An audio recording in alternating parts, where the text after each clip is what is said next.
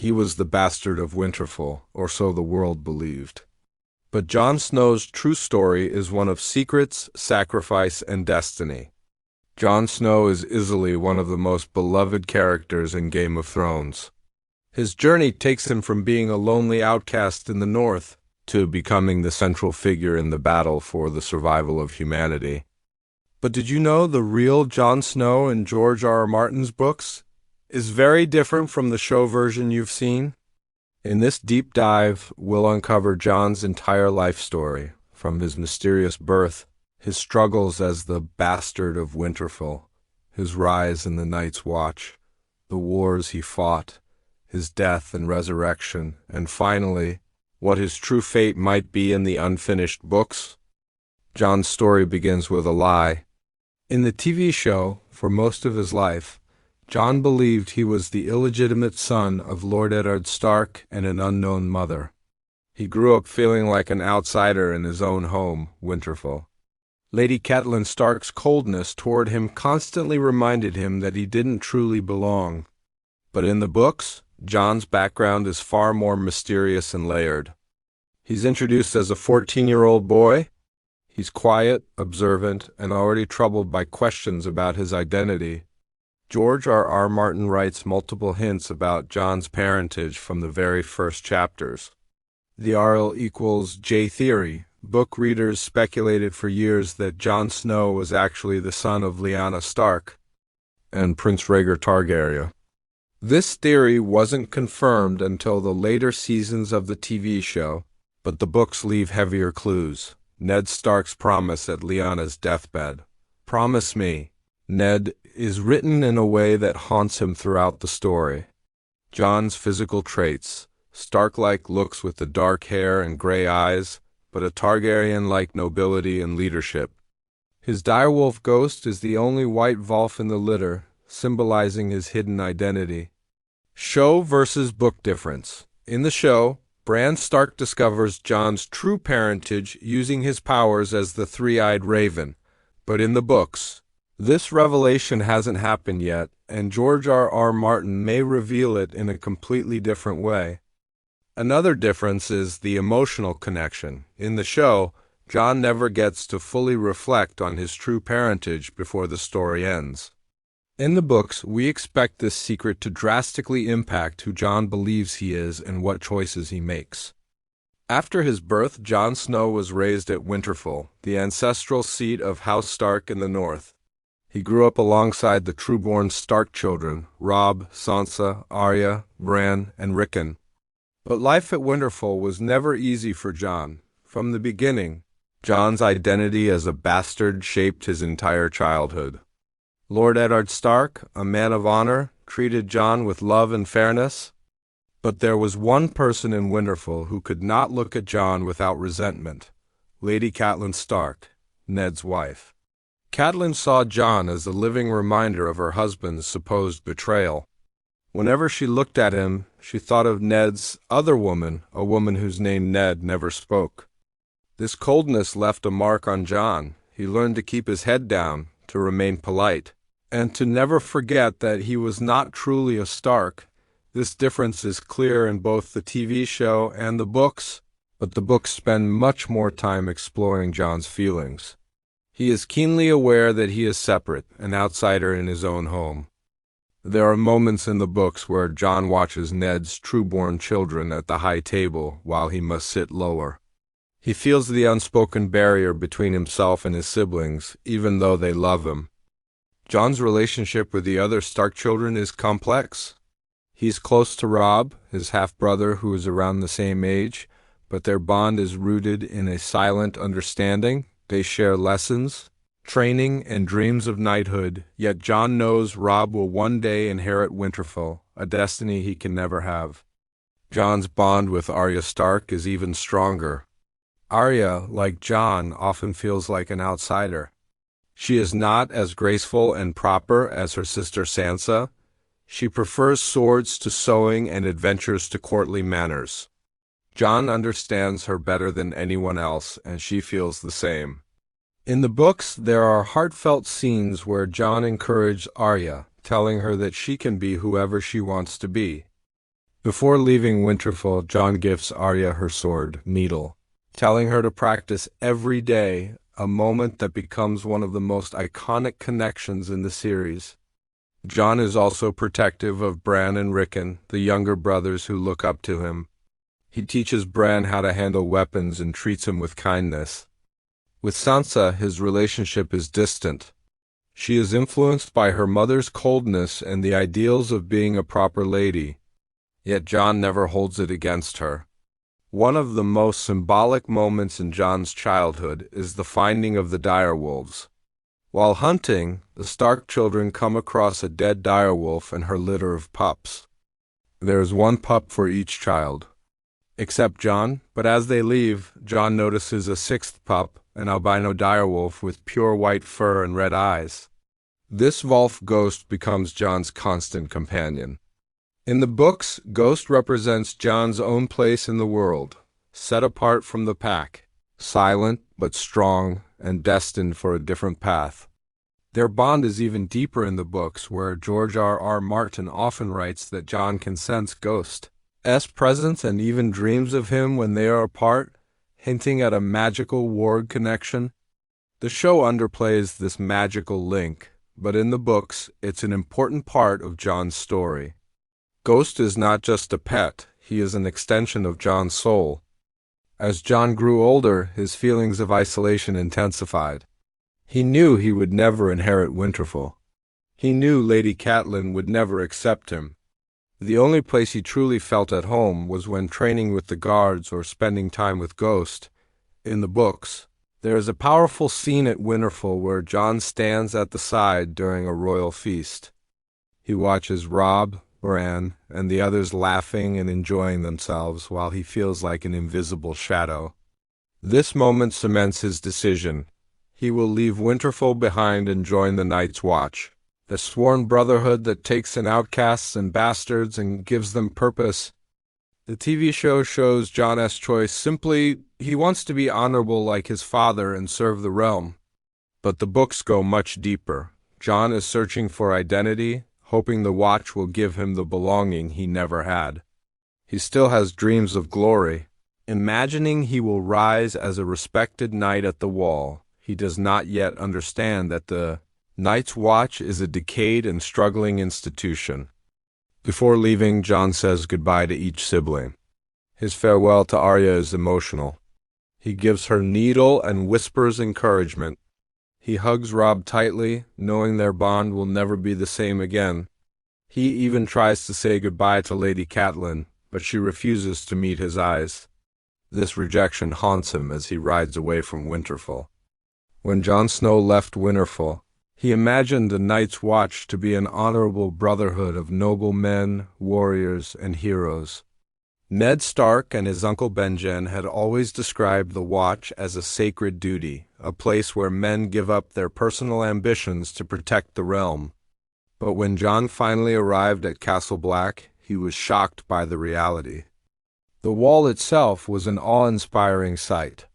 A massive 700-foot structure of solid ice stretching for hundreds of miles across the north. The books describe how cold and silent it felt, like a monument built by giants.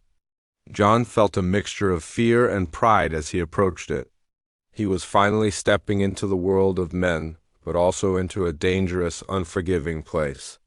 However, the Watch was not what he had imagined.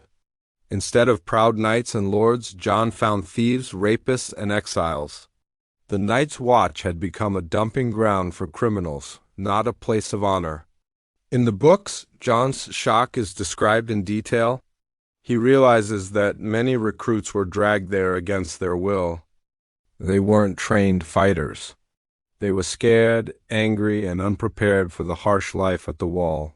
This moment humbled Jon. He had thought himself better than the other recruits because of his training at Winterfell. But he was about to learn that survival at the Wall required more than skill with a sword. It required brotherhood. Jon's early days at the Wall were filled with challenges. The Master-at-Arms, Sir Alliser Thorne, despised him from the start. Thorne saw Jon as arrogant, calling him Lord Snow as an insult. Jon's skill with a sword made the other recruits resentful. He embarrassed them during sparring sessions without realizing it. But one of the biggest differences between the books and the show is how deeply the books explore Jon's inner conflict. He struggles with pride. He has been raised among lords, so part of him believes he's better than these criminals. Over time, he begins to understand that they are all brothers now, equal in their oath. It is Tyrion Lannister who first gives Jon this perspective. In a powerful scene, Tyrion tells him, "Never forget what you are, Jon Snow. The world will not wear it like armor, and it can never be used to hurt you." This advice changes Jon's attitude.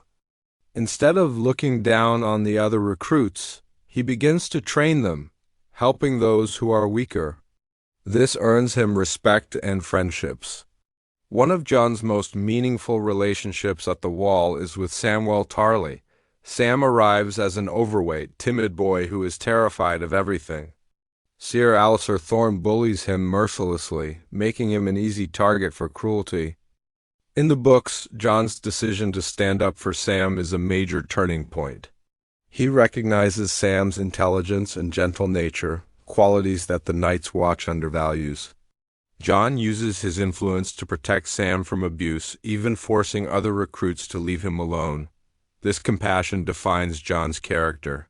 He is not just a skilled fighter. He is someone who values loyalty and kindness. Sam becomes Jon's closest friend and most trusted ally. The books go deeper into their bond, showing late-night conversations where Sam shares his fears and Jon encourages him. Ghost, Jon's direwolf, also takes a liking to Sam, another subtle reminder that Jon and Sam were meant to be brothers in this harsh place. Jon's uncle Benjen Stark, the first Ranger of the Watch, plays a big role in Jon's early days. Jon admires him and hopes to join him on a ranging mission beyond the Wall, but Benjen warns him that the Wall is dangerous and that he must prove himself first. Shortly after, Benjen disappears during a ranging mission. Riders return without him, and Jon is devastated. This moment is crucial. It is the first time Jon fully understands how dangerous the North is. The Wall isn't just a punishment for criminals. It's a place where death is always near. In the books, Jon's grief is heavy. He feels powerless. He wants to ride out and search for his uncle, but he is ordered to stay.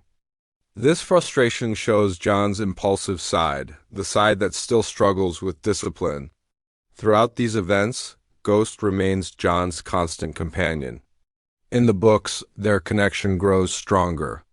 Jon begins to dream through Ghost's eyes, seeing the world from the Volf's perspective. This magical warg bond is a hint of Jon's hidden Targaryen bloodline and his connection to the mystical forces of Westeros. The show touches on this bond only briefly, but in the books it is a key part of Jon's development. Ghost often senses danger before Jon does, and the Volf's silent presence makes Jon feel less alone. Lord Commander Jeor Mormont notices Jon's potential. Unlike Ser Alliser, who mocks Jon, Mormont sees leadership qualities in him. After a White attacks Mormont in his chambers, Jon saves his life. This act of bravery earns Jon the Lord Commander's trust. Mormont gifts him Loneclaw, a Valyrian steel sword that once belonged to the Mormont family. This moment is one of the most iconic in Jon's story.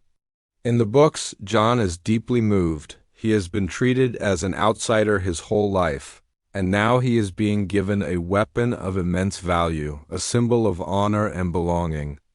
This is where Jon's transformation begins. He is no longer just a boy from Winterfell. He is becoming a leader in his own right. After earning Lord Commander Jeor Mormont's trust, Jon Snow joins the Great, ranging a massive expedition beyond the Wall. Their goal: discover what happened to Benjen Stark and investigate disturbing reports of White Walkers and missing villages.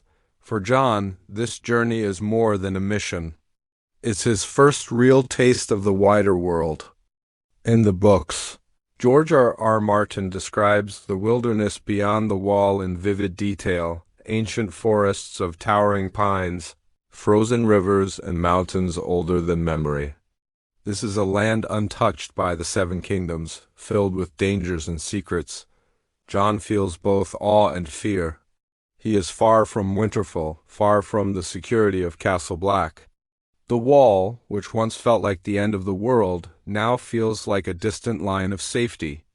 One of the biggest lessons Jon learns beyond the Wall is that the wildlings, the free folk, are not the monsters he was raised to believe. The Night's Watch has always portrayed the free folk as savages who raid villages and reject the laws of the realm.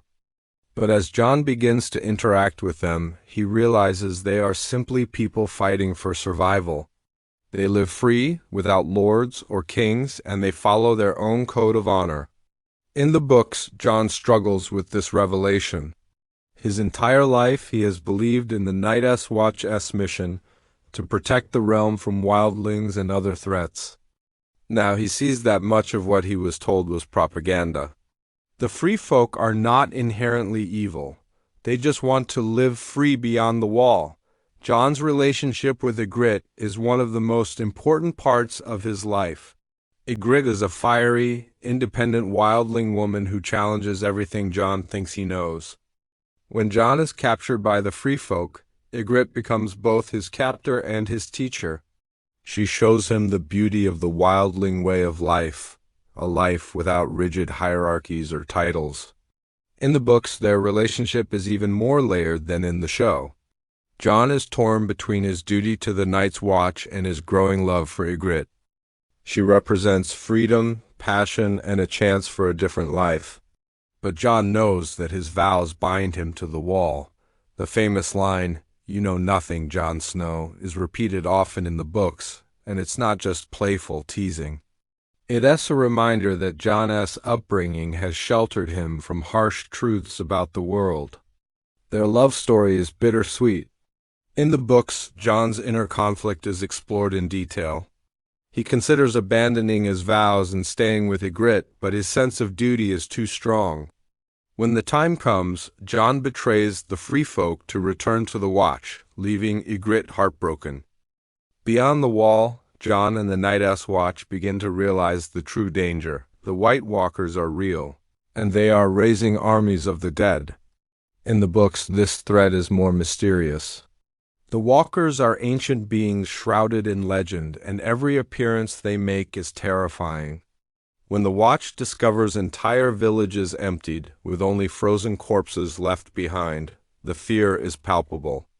One chilling difference. In the books, Jon often dreams through ghosts and senses unnatural cold and death approaching. This magical connection heightens the tension and foreshadows the Walker's return. When Mance Rayder, the king beyond the Wall, unites the free folk to storm the Wall, Jon faces his greatest test yet. In the books, Jon's role in this conflict is even more complicated than in the show. He has lived among the free folk, loved Ygritte, and understands their desperation. Yet, as a man of the Night's Watch, he must fight them. The battle at Castle Black is brutal. Jon rises as a commander, organizing defenses and inspiring his brothers to hold the Wall at all costs. But the victory comes at a terrible price. Ygritte is killed by an arrow in the chaos. In the books, Jon's grief is raw. He holds Ygritte in her final moments, haunted by the thought that she died thinking he had betrayed her. This tragedy hardens Jon, but it also deepens his understanding of the world. Good and evil are not as simple as he once believed. After the battle, Jon is no longer the same boy who once dreamed of glory. He has seen love, loss, and the true cost of leadership. Dior Mormont's death leaves a power vacuum in the Watch. Jon's courage and wisdom make him a natural candidate for leadership, though he is reluctant. In the books, the election for Lord Commander is described in fascinating detail. Samwell Tarly plays a crucial role in maneuvering votes to ensure Jon is chosen. This marks a turning point.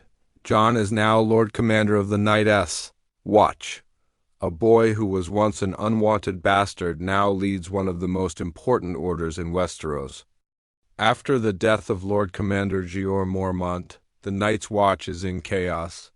The wall has barely survived the assault from the Free Folk, and now the brothers must choose a new leader. Jon never wanted power. He is young, only in his late teens in the books, and he doubts himself. But his courage during the battle at the wall and his ability to work with the Free Folk has earned him respect. In the books, the election for Lord Commander is described in rich detail. The Night's Watch is divided into factions. Some want Janos Slynt, the corrupt former commander of the City Watch in King's Landing. Others support Sir Alliser Thorne, Jon's old rival. But Samwell Tarly, ever loyal, plays a brilliant political game. He convinces key voters to back Jon, ultimately securing a victory. When Jon is declared the 998th Lord Commander of the Night's Watch, he feels the weight of history fall on his shoulders. He is no longer just Lord Snow, he is responsible for every man at the wall, for the Free Folk at their gates, and for the survival of humanity against the White Walkers. One of Jon's first major challenges as Lord Commander is dealing with King Stannis Baratheon, who arrives at the wall after the battle with the wildlings. Stannis is a rigid, lawful man. He respects Jon's Stark bloodline and offers him a tempting choice: abandon the Night's Watch, legitimize himself as Jon Stark, Lord of Winterfell, rule the North as Warden. This is a pivotal moment in Jon's story. All his life he has dreamed of being a true Stark, of being accepted, of having a home. Stannis can make that dream real, but Jon refuses. He knows the vows of the Night's Watch are sacred, and he chooses duty over desire. This decision shows how far Jon has grown from the boy who once longed for glory. In the books, this scene is even more heartbreaking. Jon imagines Winterfell, the family he could have, and the life he has always wanted. But he hears the words of his oath in his mind. Night gathers, and now my watch begins. Jon's next challenge is what to do with the wildlings. The Watch has always seen them as enemies, but Jon knows the real threat lies with the White Walkers. If the wildlings remain beyond the wall, they will be slaughtered and raised as undead soldiers. Jon makes the bold decision to allow the wildlings through the wall, offering them land and protection in exchange for their loyalty. This choice is deeply controversial. Many brothers of the Night's Watch see it as betrayal. They cannot forget the friends they lost fighting the Free Folk. They call Jon traitor and wildling lover. In the books, Jon works tirelessly to negotiate with the wildlings, facing insults and even assassination attempts. He understands that uniting humanity is the only way to survive the coming war, but his brothers cannot see beyond old hatreds. Jon's strategy is justified in one of the most terrifying moments of the story, the massacre at Hardhome. In the TV show, Hardhome is shown as an epic battle. Jon and Tormund travel to the wildling settlement to bring them south, but the White Walkers attack with a massive army of whites. Jon faces the Night King for the first time and realizes the scale of the threat. The books don't show Hardhome directly, but the horror is clear. Entire villages vanish. The dead are rising in numbers too great to imagine. Jon now knows there is no time left. The wall must be manned, and humanity must unite. As Lord Commander, Jon makes many unpopular decisions. He executes Janos Slynt for refusing orders, earning fear and grudging respect from his men. He continues to allow wildlings into the realm, infuriating the Watch's traditionalists. But the final straw comes when Jon announces he will march south to Winterfell.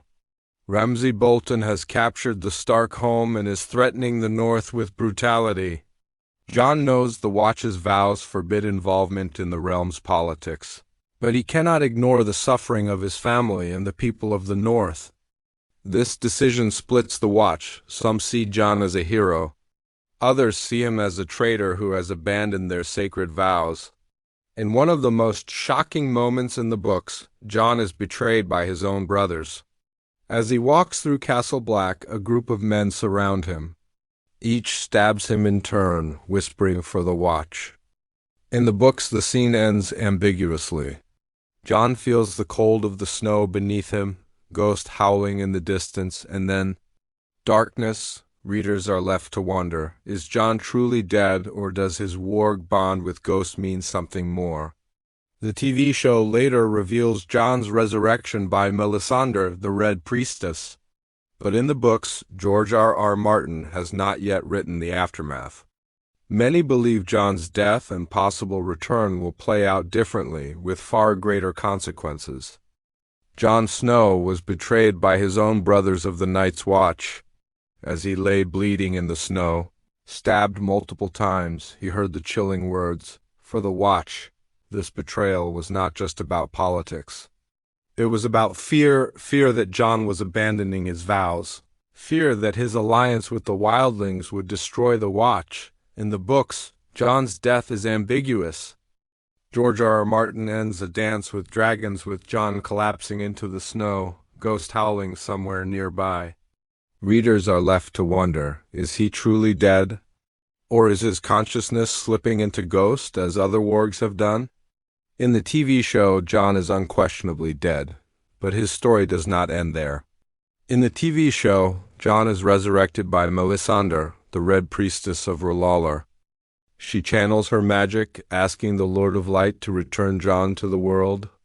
Days pass and hope fades, but suddenly Jon gasps for air and returns to life. The books will likely handle this resurrection differently.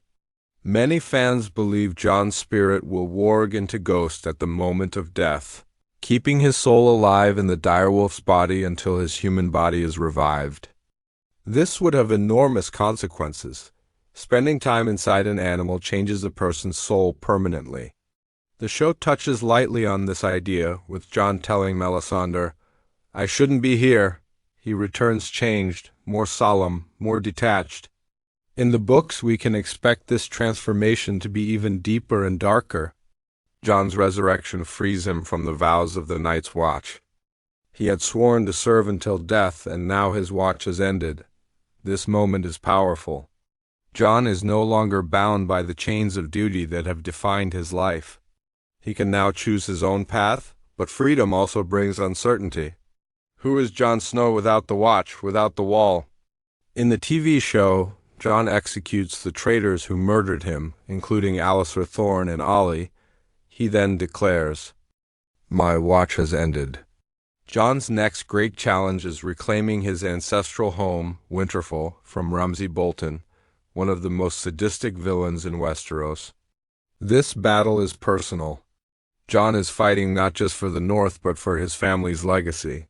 Sansa Stark, now hardened by her experiences with Ramsay, becomes his key ally. Together they rally support from northern houses, though many lords are reluctant to join them. The Battle of the Bastards is one of the most cinematic sequences in the TV show. Jon faces overwhelming odds against Ramsay's larger, better-equipped army. The battle is brutal, chaotic, and claustrophobic. At one point, Jon is nearly crushed under a pile of corpses, a symbolic moment showing how close death is at every step. Sansa ultimately secures the victory by calling in the Knights of the Vale, led by Petyr Baelish. Ramsay is defeated and Winterfell is restored to House Stark. In the books, this battle has not yet happened. The story is far more complex, with different players and shifting alliances. George R. Martin has promised that the book's version of this conflict will be even more unpredictable. After reclaiming Winterfell, the Northern Lords proclaim Jon king in the north, just as they once proclaimed Robb. This is a moment Jon never sought, but it mirrors his father's, or rather, his uncle Ned Stark's, journey as Warden of the North. In the books, this title may not come so easily. There are questions of legitimacy. Jon is still considered a bastard, and Sansa is a true-born Stark. How will the Northern Lords navigate this? Will Sansa and Jon share power? In the show, Sansa supports Jon, but Littlefinger begins sowing seeds of doubt, hoping to create division.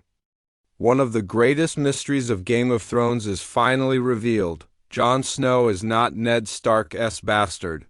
He is the son of Lyanna Stark and Rhaegar Targaryen.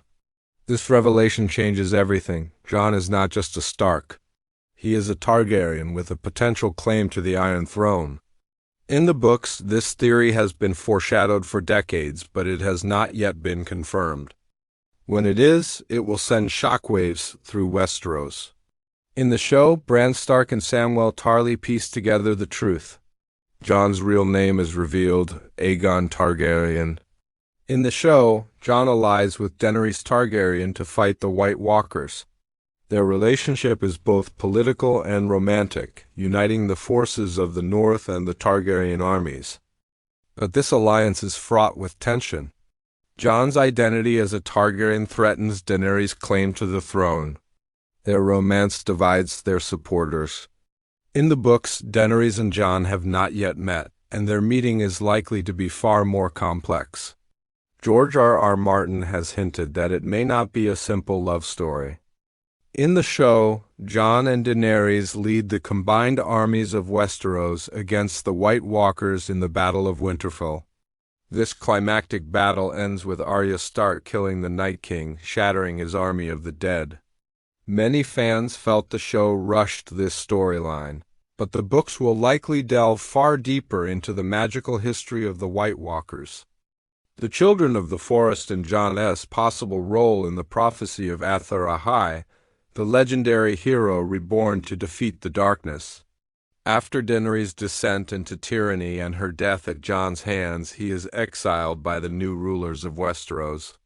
Jon returns to the Wall, leading the free folk beyond the Wall into the true North. This ending is bittersweet.